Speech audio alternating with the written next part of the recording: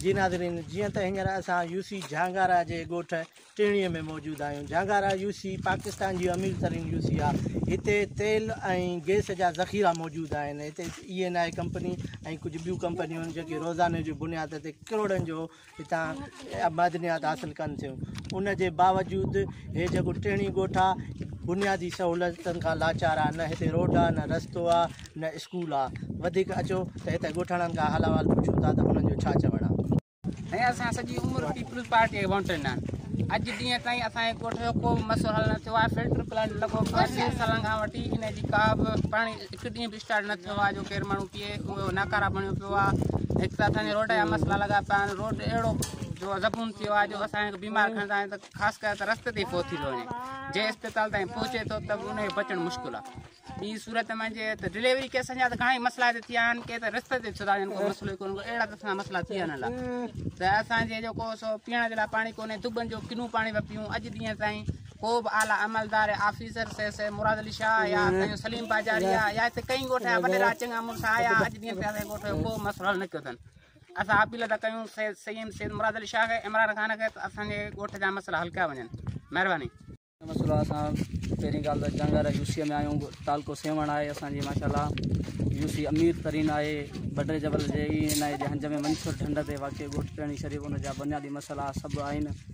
जेको बि आइनी तौर ते ॾिना था वञनि 10% कंपनी ॾींदी आहे। उन्हनि मां ज़रूरु बि असां ते ख़र्चु नथो थिए करे मिलियो ई कोन्हे। सभु जेके बि आहिनि वज़ीर मुशीर चङा मुड़ुस फलाणा ठीरा गठियो खायो गपला हयो वञनि। असांजो उहो ई हाल। असांजो रोड मंज़ूर आहे ठहियो न आहे। रोड अहिड़ो आहे जो वञूं था वञी पाण अस्पताल मां वञी सुइयूं था हणायूं। घरनि मां सुइयूं था हणायूं त बीमार छो था पवूं। असां अहिड़ो रोड आहे।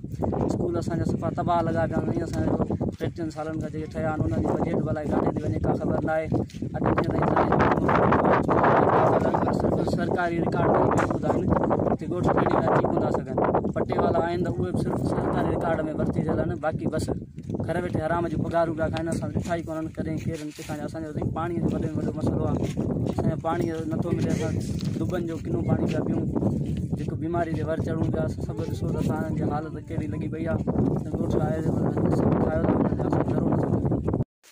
स्कूल से भागो पे आम त चिपू करंदी न स्कूल विदा मास्टर इंदा कोने करे चंदा पर ये चनी कोंदा मास्टर ड्रे चार ने एकरो जे तो बाजारी सो करे त करे अचई कोंदो स्कूल में चिपू करन से कोट बोट बजी कान दरवाजा आइन कोन स्कूल मथा चिपू करन मास्टर चनी कोंदा।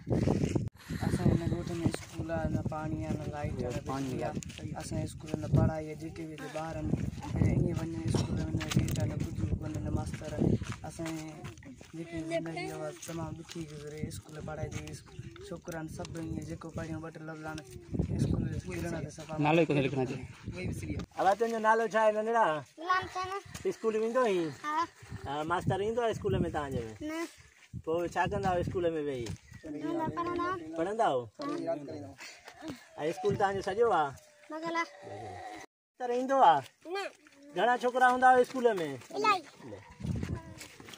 ॻोठाणनि जा वीचार ॿुधा। मां आहियां शहज़ाद पयार, सोच TV, सेवण शरीफ़।